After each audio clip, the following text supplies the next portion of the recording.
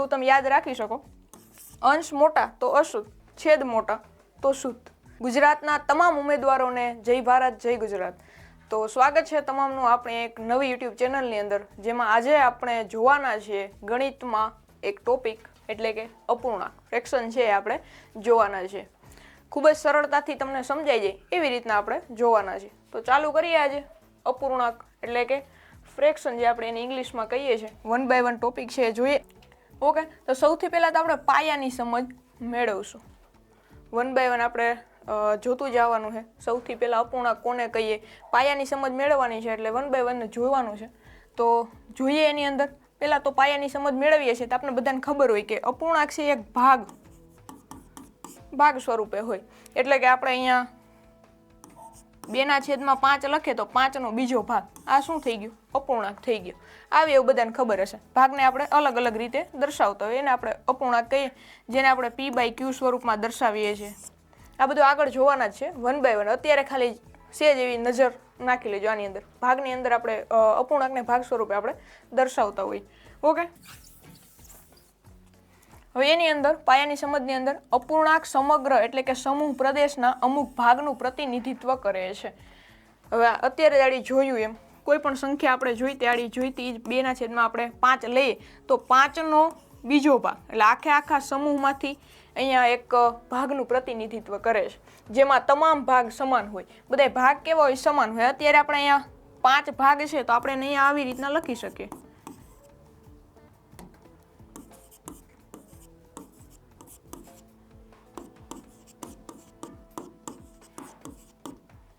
એક, બે, 3, 4 ને 5. તો આ પાંચેયનો આપણે અલગ અલગ ભાગ કર્યા. એમાંથી આ બીજો ભાગ, તો આપણે બીજા ભાગ, એવી રીતના અલગ અલગ ભાગ હોય છે. અપૂર્ણાંક સમગ્ર એટલે સમૂહ પ્રદેશના અમુક ભાગનું પ્રતિનિધિત્વ કરે છે, જેમાં તમામ ભાગ સમાન હોય. બધા ભાગ છે એ સમાન હોય.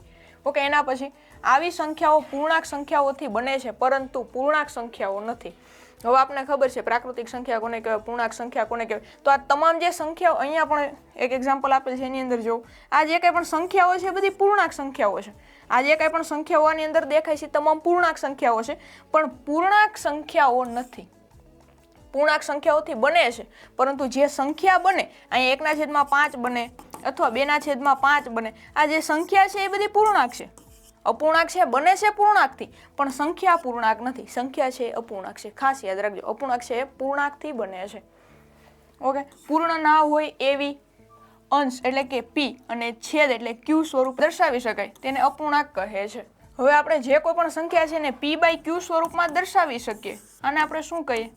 અપૂર્ણાંક કહીએ છીએ. બને છે નથી? પૂર્ણ સંખ્યાઓથી.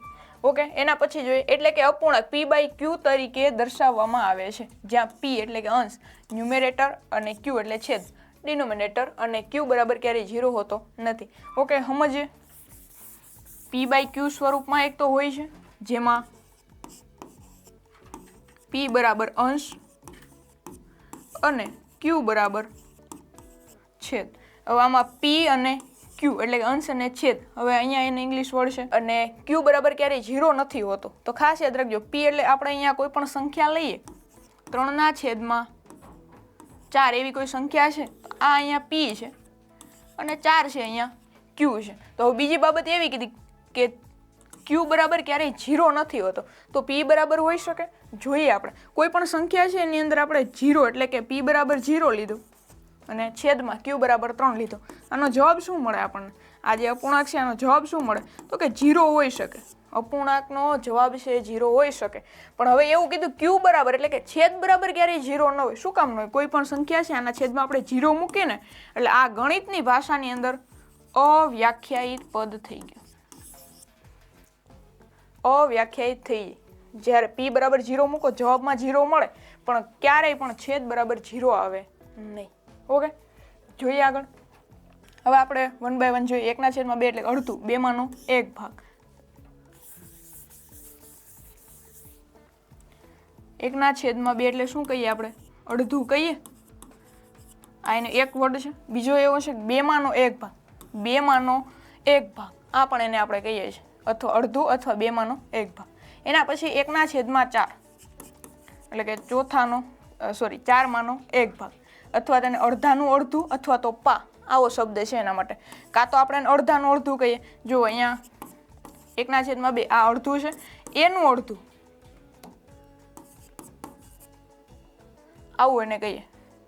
અડધું છે એનું અડધું એટલે શું થાય તો અડધાનું અડધું અથવા તો પા એવો એનો શબ્દ આપણે કહીએ છીએ. અથવા 4/1 ભાગ, 4/1 ભાગ.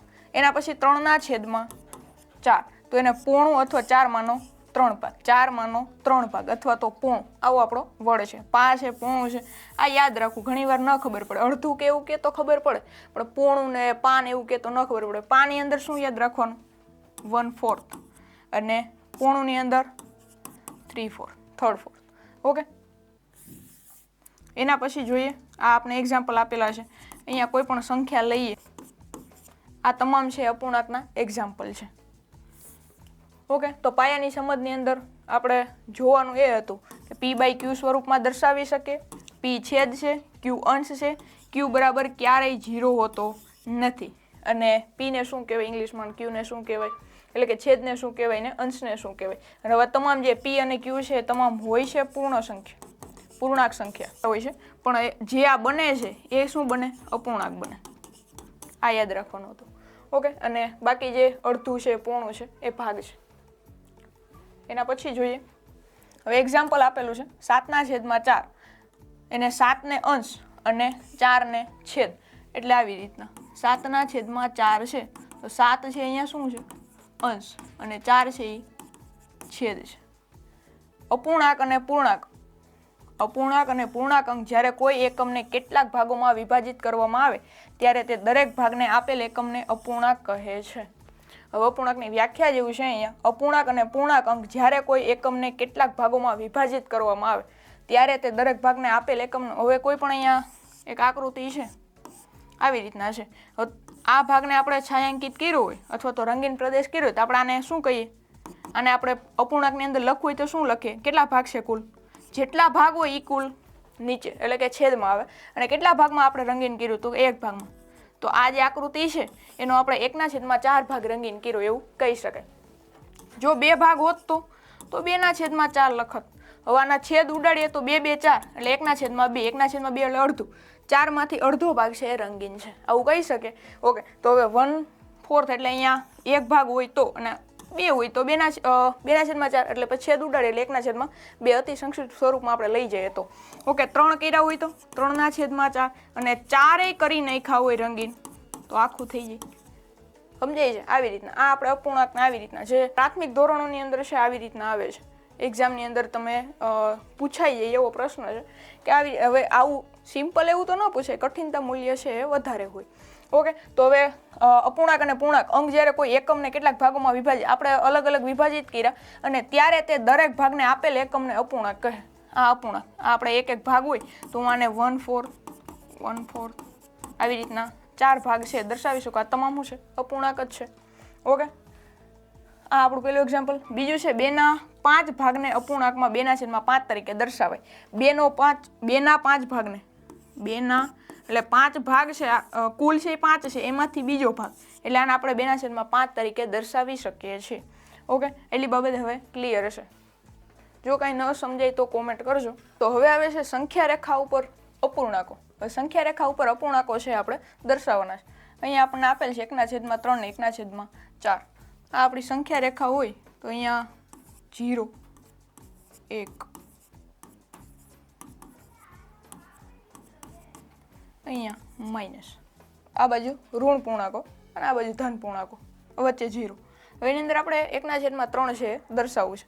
તો સૌથી પહેલાં તો આપણે એ જોઈએ કે 0 થી 1 ની વચ્ચે આવે કે 1 થી 2 ની વચ્ચે, કોની વચ્ચે આવે. તો આપણે 1/3 ની પહેલાં 1/2 નું જોઈએ જેથી ઈઝી થાય. હવે 1/2 એટલે 1 થી નાના છે અને 0 થી મોટા છે.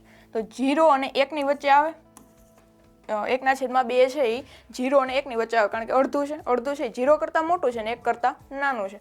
તો ક્યાં આવશે? તો હવે એ 0 અને 1 ની વચ્ચે આવે તો આ બંનેની શું લેવાની? સરેરાશ લઈએ તો 0 + 1/2, 1/2 તો એક્ઝેક્ટ વચ્ચે આવે છે. 0 અને 1 ની એક્ઝેક્ટ વચ્ચે. તો આપણે અહીંયા દર્શાવવાનું થાય 0 અને 1 ની વચ્ચે 1/2. આવી રીતના કંઈ થાય. હવે 1/3 છે. ઓકે, તો હવે આપણે જોઈએ 1/3. 1/2 છે આવી રીતના આવે. હવે જોઈએ, હવે આપણી સંખ્યા રેખા છે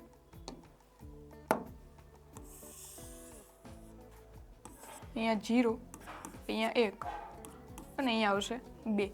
હવે 0 થી 1 ની વચ્ચે આવશે. હવે 1/3 છે એટલે 3 સરખા ભાગ હશે અને 1 એનો એક ભાગ છે. 3 માંથી 1 ભાગ છે. તો હવે આપણે આના સરખા ભાગ કરીએ તો આવી રીતના થાય. હવે શરૂઆત કરીએ 0 પછી 1/3, 2/3. તો હવે અહીંયા 3 આવી જાય. કઈ રીતના? 0/માં આપણે 3 મૂકીએ તો જવાબમાં શું મળે? 0. એટલે 0, 1/3, 2/3 અને અહીંયા આવે 3/3 એટલે શું થાય? 1 આવે. આવી રીતે. તો હવે આપણે 1/3 કીધું હોય તો ક્યાં આવે? તો આ આવી રીતે આપણે સંખ્યા રેખાની અંદર દર્શાવી શકીએ. 0 અને 1 ની વચ્ચે 1/3. આવી જ રીતે 1/3 હતું અને હવે આવે છે 1/4. તો એમાં પણ એવી જ રીતના કરશું.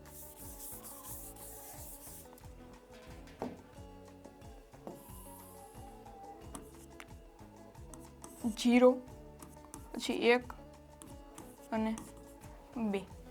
1/4 છે એટલે 4 સરખા ભાગ કરશું. આ પહેલો ભાગ, બીજો, ત્રીજો અને ચોથો. તો એની અંદર આપણે જોઈએ 0/4 એટલે 0 થાય 1/4, 2/4 અને 3/4. અહીંયા કઈ રીતના આવશે? 4/4 એટલે શું થાય? 1. આવી રીતે ભાગ દર્શાવ્યો. 1/4 કીધું તો આવી રીતના આપણે દર્શાવી શકીએ. તમને કોઈ પણ ભાગ કીધો હોય તમે આવી રીતે છે સંખ્યા રેખાની અંદર દર્શાવી શકો. 1/3 હોય, 2/3 હોય કે કોઈ પણ સંખ્યા હોય. આવી રીતે તમે સંખ્યા રેખાની ઉપર છે અપૂર્ણાંકો દર્શાવી શકો. જોઈએ આગળ. હવે આવે છે અપૂર્ણાંકના પ્રકારો. અપૂર્ણાંકના પ્રકારો હવે જોઈએ આપણે. એની અંદર પેલું છે શુદ્ધ અપૂર્ણાંક, બીજું અશુદ્ધ અપૂર્ણાંક અને ત્રીજું મિશ્ર અપૂર્ણાંક. 3 અપૂર્ણાંકના પ્રકાર પડે છે અને અપૂર્ણાંકો છે ધન કે ઋણ હોઈ શકે. ધન અથવા ઋણ. ધન હોય, આ અત્યારે 2/3 છે ધન છે. આની આગળ કોઈ પણ સાઇન લાગી હોવી જોઈએ નહીં. પછી અહીંયા પ્લસ છે મૂકવાની જરૂર નથી કારણ કે કોઈ પણ સાઇન નહીં હોય. જો માઇનસની સાઇન નહીં હોય તો એ શું હશે? ધન હશે. અને કોઈ પણ ઋણ હશે તો એની અંદર માઇનસની સાઇન છે આગળ લાગી હશે. એટલે આપણને ખબર પડે કે આ ઋણ છે અને આ ધન છે. હવે અપૂર્ણાંકના પ્રકારની અંદર શુદ્ધ અપૂર્ણાંક છે, અશુદ્ધ છે અને મિશ્ર છે. શુદ્ધની અંદર શું હોય? આ અત્યારે આપણે શોર્ટમાં જોઈ લઈએ. આગળ હજી આપણે ડીપમાં જોવાનું છે. શુદ્ધ અપૂર્ણાંકની અંદર તો અંશ કરતા છે એ છેદ કેવો હશે? મોટો હશે. અંશ કરતા છેદ મોટો છે. જો અહીંયા 2 અને 3 છે, 2/3 છે તો 2 કરતા 3 છે એ મોટા છે. 2 છે એ અંશ છે અને 3 છે એ છેદ છે. તો અંશ કરતા છેદ મોટો હોય તો એ કેવો હોય? શુદ્ધ અપૂર્ણાંક હોય. અશુદ્ધની અંદર તો અંશ મોટો હોય. અહીંયા આપણે 4/3 લઈએ તો 4 છે એ અંશ છે અને 3 છેદ છે. તો 4 મોટા. અંશ મોટા તો અશુદ્ધ, એવું તમે યાદ રાખી શકો. અંશ મોટા તો અશુદ્ધ, છેદ મોટા તો શુદ્ધ. હવે મિશ્ર અપૂર્ણાંકની અંદર શું કરવાનું? પૂર્ણાંક સંખ્યા પ્લસ અપૂર્ણાંક સંખ્યા. એટલે આપણે એને મિશ્રની અંદર ફેરવી શકીએ. મિશ્ર અપૂર્ણાંકની અંદર પૂર્ણાંક સંખ્યા પ્લસ અપૂર્ણાંક સંખ્યા. જો અહીંયા એક્ઝામ્પલ આપેલ છે. 1 પૂર્ણાંક 2/3. તો આ 1 છે એ પૂર્ણાંક સંખ્યા છે અને 2/3 છે એ અપૂર્ણાંક સંખ્યા છે. તો આપણે મિશ્ર અપૂર્ણાંક આવી રીતના હોય. પછી એને આપણે અશુદ્ધમાં કઈ રીતના ફેરવવાનું એ બધું આગળ આપણે જોવાના છે. અશુદ્ધની અંદર શું યાદ રાખવાનું? અંશ મોટો તો અશુદ્ધ. શુદ્ધ અપૂર્ણાંક ક્યારે હોય? તો કે છેદ મોટો હોય ત્યારે. એકાદું એક્ઝામ્પલ જોઈએ શુદ્ધની અંદર. 6/7. જો છેદ છે એ મોટો, છેદ મોટો તો એ શુદ્ધ અપૂર્ણાંક. કોઈ પણ અપૂર્ણાંક છે અહીંયા 2/5, છેદ મોટો તો શુદ્ધ. 5/3. 5 એટલે અંશ મોટો છે. અંશ મોટો તો અશુદ્ધ અને છેદ મોટો તો શુદ્ધ. એટલું યાદ રાખવાનું છે. મિશ્ર અપૂર્ણાંક પૂર્ણાંક સંખ્યા પ્લસ અપૂર્ણાંક હશે. ઓકે. અને અપૂર્ણાંકો છે એ ધન અથવા ઋણ હોઈ શકે, જેમ આગળ જોઈએ એવી રીતના. ઓકે. તો અત્યાર સુધી આપણે જે કાંઈ પણ જોયું, અપૂર્ણાંક જોયા છે, અપૂર્ણાંકની વ્યાખ્યા જોઈ છે, પાયાની સમજ જોઈ છે અને અપૂર્ણાંકના પ્રકારો જોયા છે. અપૂર્ણાંકના પ્રકારો છે આપણે ડીપમાં આગળ જોવાના છે આગળના પાર્ટની અંદર. આ વિડીયો કેવો લાગ્યો કોમેન્ટ કરજો, તમારા મિત્રો સુધી શેર કરજો. જો વિડીયો ગમ્યો હોય તો લાઇક કરજો અને આપણી યુટ્યુબ ચેનલને સબસ્ક્રાઇબ કરવાનું ભૂલતા નહીં. મળીએ આવા એક નવા વિડીયોની અંદર. ત્યાં સુધી કન્ટિન્યુ રહેજો. Thank you.